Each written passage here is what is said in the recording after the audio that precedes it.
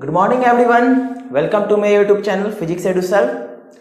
आज का आपका क्लास किरचॉफ्स लॉ का दूसरा पार्ट है। पिछले पार्ट में आप लोगों ने देखा था कि किरचॉफ्स लॉ क्या होता है, केसीएल एंड केवीएल के बारे में, current law and loop law के बारे में। ठीक है, इससे रिलेटेड मैंने एक क्वेश्चन करवाया था और आज की क्लास में कुछ और क्वेश्चन करवाने जा रहा हूं ताकि ये कंसेप्ट थोड़ा सा और खुल करके आपके सामने आए।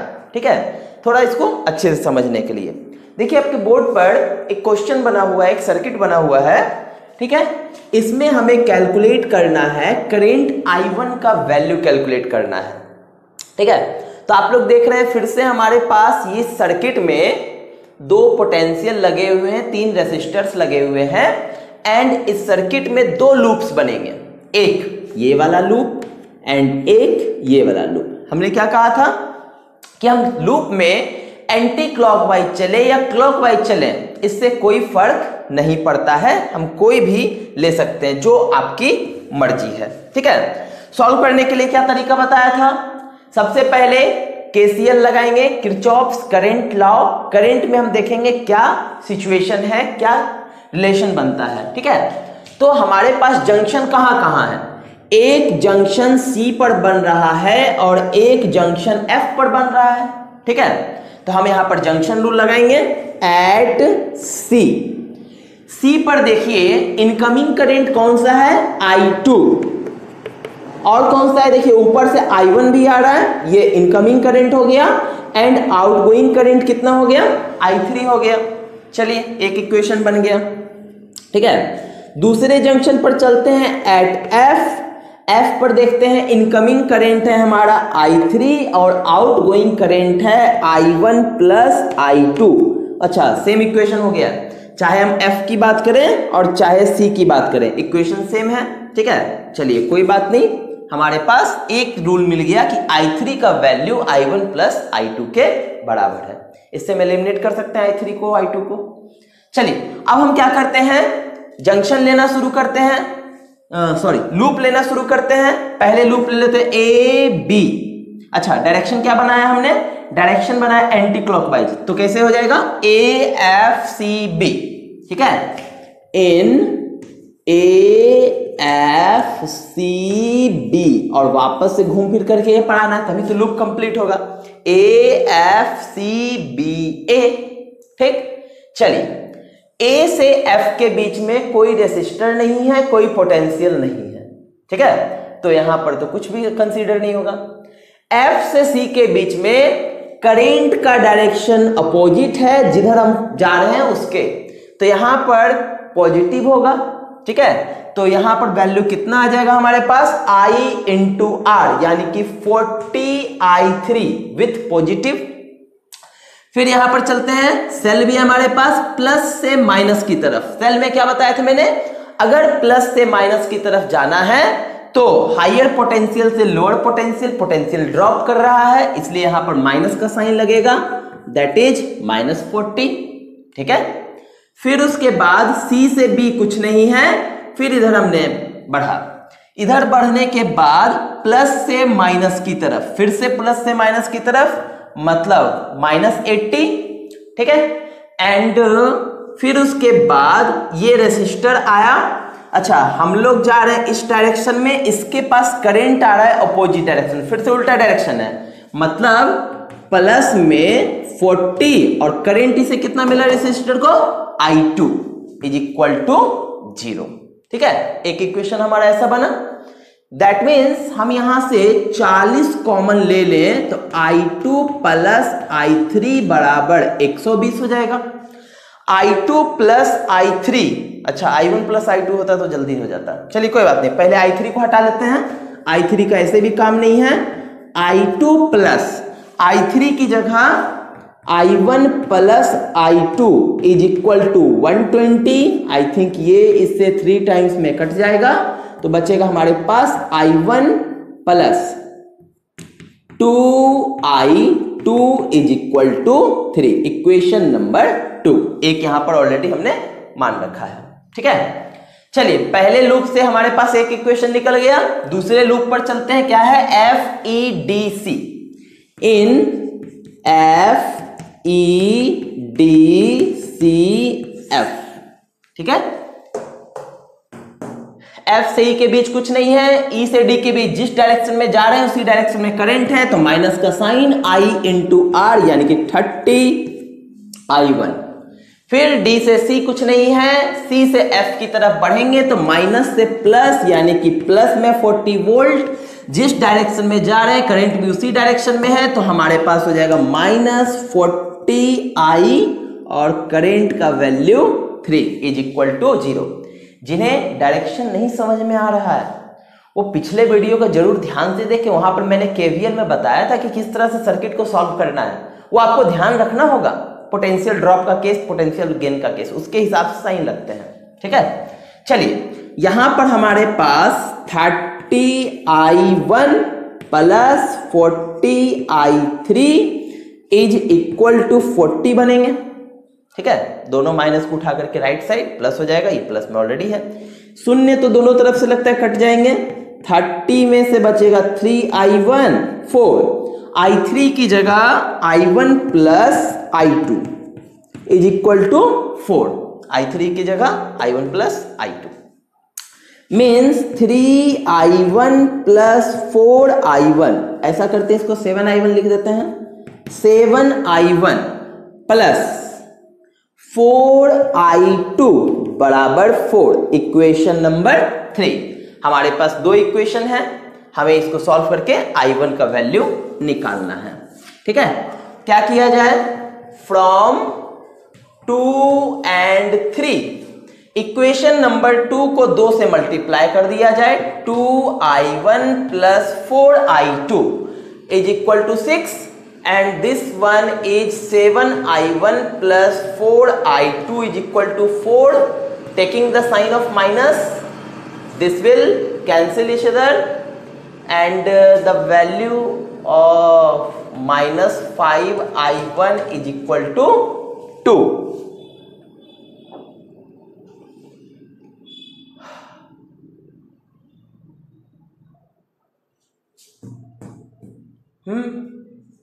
I1 का वैल्यू 2/-5।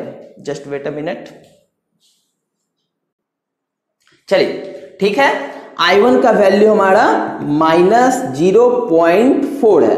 तो यहां पर ये जो माइनस आ रहा है उससे घबराने वाली बात नहीं है। हमने I1 का जो डायरेक्शन लिया, ठीक है, बट ये जो I1 का जो डायरेक्शन लिया वो एक्चुअली में उसका डायरेक्शन नहीं होगा, इट में भी उसका डायरेक्शन उसके अपोजिट होना चाहिए, इसीलिए माइनस का साइन के साथ आता है। तो इसमें अगर प्लस आए माइनस आए कोई दिक्कत नहीं, हमारा आंसर प्लस में ही होगा। I1 का वैल्यू 0.4 एम्पियर। ठीक है, बिकॉज करंट कैसा क्वांटिटी है, स्केलर क्वांटिटी है। ठीक है, इसलिए इसका आंसर प्लस में होना चाहिए। ठीक है, अब पीछे से किसी ने बोला कि टेंसर क्वांटिटी है, जी ये टेंसर क्वांटिटी है। चलिए नोट कर लिया जाए। चलिए अगला क्वेश्चन आपके स्क्रीन पर ये रहा। हमारे पास एक सिंपल सा सर्किट है, ठीक है, इसमें हमसे पूछा गया कि सर्किट से होकर के कितना करंट फ्लो करेगा, हमें ये बताना है। अब इस सर्किट में देखिए सिर्फ सिंगल लूप है, ठीक है, सिंगल लूप है, एक लूप से हमारा काम निकल जाएगा, हम एक लूप से करंट को निकाल सकते हैं। तो हमने कंसीडर कर लिया loop A B C D A, कोई जंक्शन नहीं बन रहा है तो जंक्शन रूल तो लगेगा नहीं, सिर्फ वोल्टेज रूल लगेगा। ठीक है, चलिए A से B की तरफ चलते हैं। हमारा जो डायरेक्शन है वही करंट का डायरेक्शन है, तो हमारे पास यहां पर क्या हो जाएगा, माइनस का साइन हो जाएगा। ठीक है, तो V बराबर I इंटू आर, मतलब 1 इंटू आई। ठीक है, पोटेंशियल में देखा जाए माइनस से प्लस की तरफ, मतलब प्लस में आ जाएगा, ये हो जाएगा प्लस से माइनस की तरफ, इसलिए माइनस में आ जाएगा, और ये फिर से वापस जो करंट का डायरेक्शन वही है हमारा डायरेक्शन, तो माइनस में 2I। ठीक है, यहां से यहां तक काम बन गया। B से C तक में कुछ नहीं है, फिर C से D हम जा रहे हैं इस डायरेक्शन में, करंट भी आ रहा है इसी डायरेक्शन में, कौन सा, वही I वाला करंट। ठीक है, वायर तो चेंज हो नहीं रहा है, करंट वही रहेगा। तो हमारे पास सेम डायरेक्शन में फिर से माइनस, कितना हो जाएगा यहाँ पर 3 इंटू आई, इसके बाद तो कुछ है नहीं, डी से ए तक में ये हो जाएगा 0, मतलब हमारे पास हो गया 3 2 5 और 1 6, और यहाँ पर हो गया 6, 6 माइनस 6i बराबर 0, 6 बराबर 6i, यानी कि i is equal to 1 ampere. बहुत इजी क्वेश्चन, ठीक है। चलिए नोट किया जाए, फिर उसके बाद अगला क्वेश्चन पर चलते हैं। चलिए अगले क्वेश्चन पर हम चलते हैं। हमारे पास एक बैटरी है जिसका पोटेंशियल दिया हुआ है E volt, is connected with R1 and R2। इसे पहले एक बार R1 से कनेक्ट किया जाता है, फिर बगल में R2 के साथ भी कनेक्ट किया जाता है, ठीक है। Then it runs a current of I1 and I2। ये पहले वाले में I1 करंट फ्लो करता है और दूसरे वाले में I2 करंट फ्लो करता है। रेजिस्टेंस अलग अलग है, करंट भी अलग अलग हो जाएगा। Then calculate the internal resistance of it. तो इसके बीच में क्या इंटरनल रेजिस्टेंस आएगा? बैटरी क्या होता है? केमिकल डिवाइस होता है जो हमें क्या करती है? एनर्जी प्रोवाइड कराती है, इलेक्ट्रिकल एनर्जी। अपने अंदर के केमिकल एनर्जी को कन्वर्ट करती है इलेक्ट्रिकल एनर्जी में, उसे हम लोग क्या कहते हैं? बैटरी। इसके बारे में हम लोग पढ़ेंगे, सेल्स के बारे में, ठीक है, कैसे काम होता है, ठीक। तो इसमें क्या होता है कि जब ये रिएक्शन हो रही होती है तो उसके अंदर एक छोटा सा हल्का सा रेजिस्टेंस क्रिएट होता है उस सेल के अंदर, उसे हम लोग कहते हैं internal resistance, that is small r। And इसी के वैल्यू निकालने के लिए कहा गया है। और ये क्वेश्चन आप लोग देख सकते हैं, जेईई 2008 में आया हुआ है, ठीक है। चलिए शुरू करते हैं, कैसे सॉल्व किया जाए। मान लेते हैं ये हमारा फर्स्ट सिचुएशन है एंड ये हमारा सेकेंड सिचुएशन है। तो फॉर फर्स्ट सिचुएशन हम यहां पर कह सकते हैं V is equal to IR, Ohm's law यही कहा था ना, V इज इक्वल टू कितना होता है? IR, ठीक है। V is equal to IR, then I is equal to V upon R, ठीक है। तो हम यहां पहले सर्किट के लिए I1 का वैल्यू निकालेंगे V बटे R, हो जाएगा। V क्या होना चाहिए? टोटल पोटेंशियल, क्योंकि ये सर्किट का टोटल करंट है I1, तो टोटल पोटेंशियल क्वेश्चन में दिया हुआ कितना है? Capital E। नीचे क्या होना चाहिए? Total resistance. जरा ये देख करके बताइए कि ये रेसिस्टर और ये रेसिस्टर दोनों सीरीज कॉम्बिनेशन में है, तो हम यहां पर क्या लिखेंगे? R1 प्लस R लिखेंगे, कोई परेशानी नहीं होनी चाहिए, ठीक है। देन यहां से हम कह सकते हैं कि E का value I1 R1 plus I1 R के बराबर हो जाएगा, ठीक है। चलिए एक हमारे पास निकल गया है E का वैल्यू, क्रॉस मल्टीप्लीकेशन कर दिया, ये आ गया। दूसरे सिचुएशन की तरफ चलते हैं, सेकेंड सिचुएशन। अगर I2 की वैल्यू पूछी जाए, फिर से पोटेंशियल E और total resistance R2 plus R, E का value I2 R2 plus I2R, ये हो गया हमारा इक्वेशन नंबर 2, ठीक है। सिंपल सा चीज था। अब जरा देखेंगे दोनों इक्वेशन में कॉमन क्या है? दोनों का लेफ्ट हैंड साइड बराबर है 2, फ्रॉम 1 एंड 2। दोनों का राइट साइड भी बराबर होना चाहिए। I1 R1 plus I1 R, I2 R2 plus I2R, ठीक है, कोई दिक्कत इसमें? अब छोटी r वाले को इधर ले लेंगे तो r आ जाएगा कॉमन, I1 माइनस I2, इसको उठा करके उधर रख देंगे, I2 R2 minus I1 R1। तो यहां से छोटी r की वैल्यू मिल जाएगी कितना? छोटी r की वैल्यू हो जाएगी यहां से I2 R2 minus I1 R1 bye I1 minus I2 ओम, ठीक है। चलिए जेईई का क्वेश्चन था, काफी आसान क्वेश्चन था, नोट किया जाए। फिर चलते हैं एक और क्वेश्चन की तरफ। चलिए अगला क्वेश्चन हमारे लिए ये है, क्वेश्चन नीट का है, ठीक है। छोटे छोटे क्वेश्चन समझते जाइए, बाकी तो आपको फिर धीरे धीरे समझ में आना शुरू हो जाएगा। A current through a cell of resistance, एक सेल है, ठीक है, जिसका पोटेंशियल E मान लेते हैं, इसके पास इंटरनल रेसिस्टेंस R है और एक बड़ा वाला रेसिस्टेंस है इसके पास 2 ओम। इससे होकर के करंट जा रही है 0.9 एम्पियर की, ठीक है। फिर एक दूसरा सर्किट है, ये रहा हमारा दूसरा वाला सर्किट, ये है 7 ओम का, करंट इससे आ रही है 0.3 एम्पियर, ये E है और ये R है, ठीक है। चलिए सेल दोनों में एक जैसा ही लगा हुआ है, ठीक है। तो हमें पता करना है इंटरनल रेसिस्टेंस क्या होगा। चलिए, अगर पिछला क्वेश्चन आपको ध्यान है तो हम डायरेक्टली वहां पर पुट करके निकाल सकते हैं, बट ठहर जाइए, वो आपको पता होगा तब तो। आप इसलिए सीधा सीधी क्या कीजिए, बस दोनों केस में आप लगा दीजिए v का वैल्यू, i का वैल्यू, ठीक है। तो i बराबर कितना आया था, i बराबर आया था e upon r plus r, यही हुआ था ना। i का वैल्यू 0.9 e बटे 2 प्लस r, e का वैल्यू कितना आ जाएगा 1.8 एंड 0.9 r। चलिए, एक वैल्यू आ गया, इधर निकाल लेंगे। 0.3 is equal to e by 7 plus r, e का वैल्यू कितना हो जाएगा 7×21 प्लस 0.3 r, ठीक है। e का वैल्यू यहां से उठा कर रख देंगे, 1.8 plus 0.9 r is equal to 2.1 plus 0.3 r। r वाले टर्म को एक तरफ किया जाए तो 0.6 r 2.1 माइनस 1.8, 0.6 r यहां बचेगा 0.3, पॉइंट से पॉइंट मर गया, 3/6 यानी कि r का वैल्यू हाफ ओम यानी कि 0.5 ओम, ठीक है। इंटरनल रेसिस्टेंस का वैल्यू कितना आ जाएगा 0.5 ओम। और चाहते हैं तो फॉर्मूले पर भी अप्लाई कर सकते थे, सेम रिजल्ट आएगा, बट फॉर्मूला जल्दी याद नहीं रहता है, ठीक है।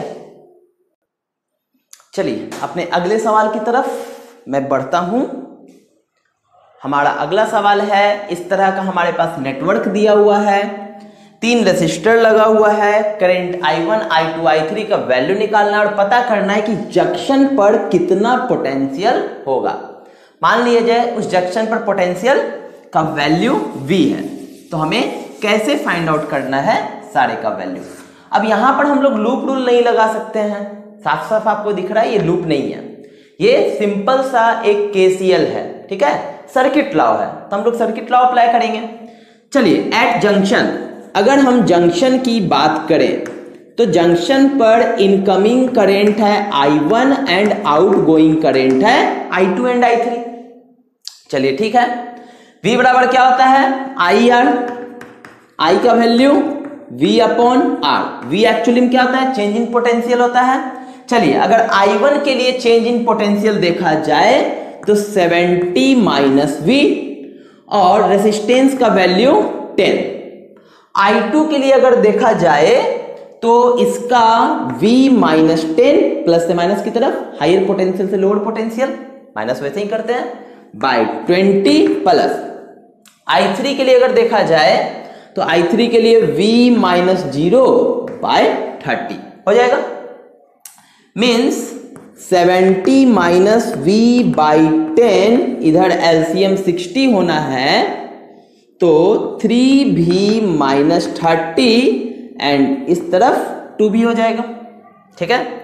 शून्य से शून्य चला गया, ये इससे गुना होगा, 7 छक 42, 420 माइनस 6V, इधर 5V माइनस 30, 5V 6V को उधर लेके चले जाएंगे, 30 इधर आ जाएगा, प्लस में 450 इज इक्वल टू 11V, यानी कि पोटेंशियल का वैल्यू हमारे पास निकल करके आ गया 450/11 वोल्ट, ठीक है। ये पोटेंशियल कहां का आया, जंक्शन का पोटेंशियल आया। अब दिक्कत क्या है, अब I1 निकालना है, इस वैल्यू में V का वैल्यू रख देंगे, I2 निकालना है यहां पर, I3 निकालना है यहां पर, सब वैल्यू को खाली उठा करके रख देना है, बस आंसर आ जाएगा, ठीक है। तो इस तरह से हमने दिखाया कि किस तरह से मैंने KCL और KVL के क्वेश्चंस को कंप्लीट करना है आप सभी को, ठीक है। इस तरह से आप लोग बनाएंगे और क्वेश्चन करेंगे, ठीक है। अगली वीडियो आपकी जो होगी वो किरचॉफ्स लॉ के एप्लीकेशन पर बेस्ड होगी, जिसमें हम देखेंगे पोटेंशियोमीटर क्या होता है एंड व्हीटस्टोन ब्रिज क्या होता है। 2 इंस्ट्रूमेंट्स के बारे में बात करना है, दोनों इंपॉर्टेंट हैं, ठीक है। तब तक के लिए आप लोग पढ़ाई करते रहें, और रक्षाबंधन है, ठीक है, अच्छे से रक्षाबंधन मनाएं, ठीक है, पूरी तरह से कोरोना फ्री होकर के।